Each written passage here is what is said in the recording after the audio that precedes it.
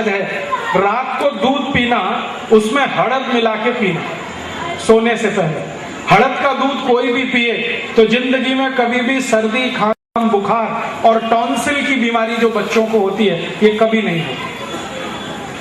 अपने स्वयं पाक घर में ऐसी बहुत औषध है। हमारे स्वयं पाक घर में एक अच्छी औषध है जो ताप बुखार में बहुत काम आती है। वो औषध यही है, तुलसी का रस। तुलसी का रस ले लो। और एक आयुर्वेदिक औषध आती है, एक आयुर्वेदिक औषध आती है, उसका नाम है छोटी पीपर। सुना है कभी छोटी पीपर? मराठी में क्या कहते हैं छोटी पीपर?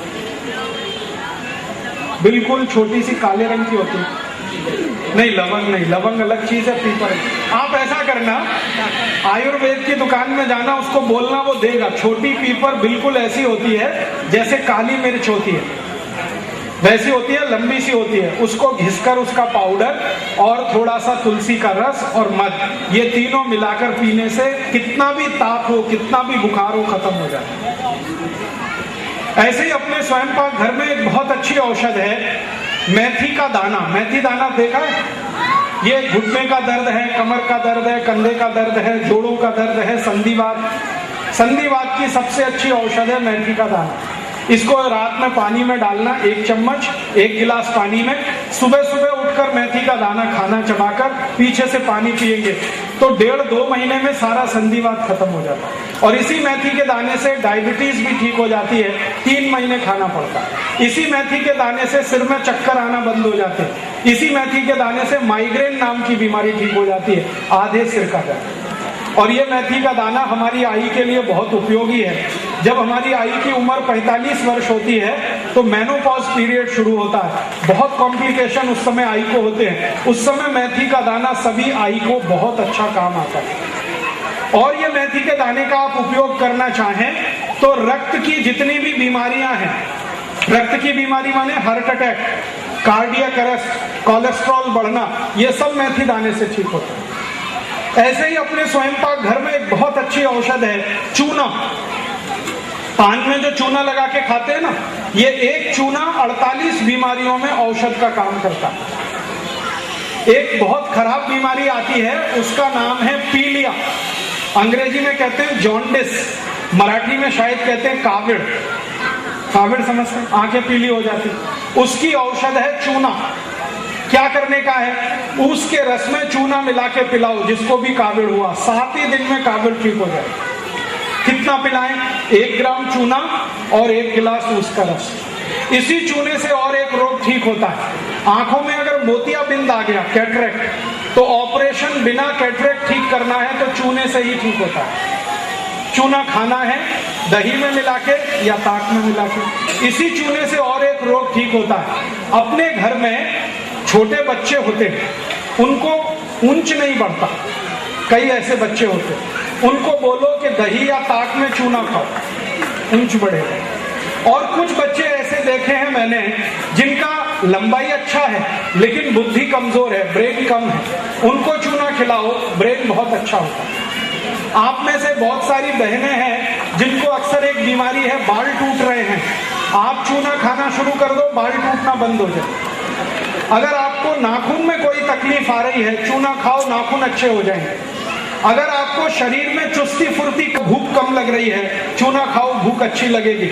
मैंने इस चूने का प्रयोग करके 48 बीमारियों को ठीक किया है और पिछले 6 साल में हजारों रोगियों को ठीक किया, फोकट में, बिना 1 पैसे खर्चे के। तो मैं सबको बोलता हूं, चूना खाओ, चूना किसी को लगाओ मत, चूना खाओ, चूना खाने के लिए। घर में ऐसी कोई औषध नहीं है जिससे बीमारी ठीक ना हो। मैंने एक दिन स्वयं पाक घर का हिसाब निकाला था। स्वयं पाक घर में 108 औषध हैं और 148 बीमारियों का इलाज उससे होता है। तो आप कभी भी बीमार पड़े तो बजाय डॉक्टर की दवा खाने के स्वयं पाक घर की औषध खाओ। और चलते चलते एक आखिरी माहिती देता हूं कि जिंदगी में 4 सूत्र का पालन करो तो बीमार नहीं पड़ोगे कभी। 4 सूत्र मैं बताता हूं। अगर विद्यार्थियों के पास नोटबुक है तो निकाल के लिख लें, कागज है तो कागज पे लिख लें, डायरी है तो डायरी में लिख लें। क्योंकि ये बताने कोई दोबारा नहीं आएगा आपके पास।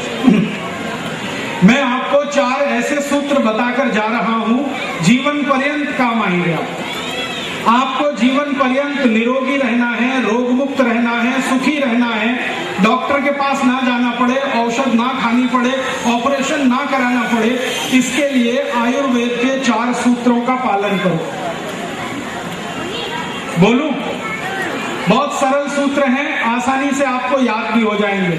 लिखेंगे तो अच्छा, नहीं तो याद हो जाए। पहला सूत्र है, खाना खाने के तुरंत बाद पानी मत पियो। खाना खाने के तुरंत बाद पानी मत पियो।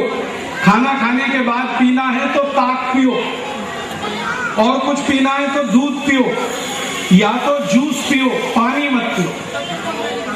खाना खाने के पहले पानी पी सकते हैं, खाना खाने के 40 मिनट पहले पानी पी सकते हैं, बाद में 1 घंटे 30 मिनट तक पानी मत पियो।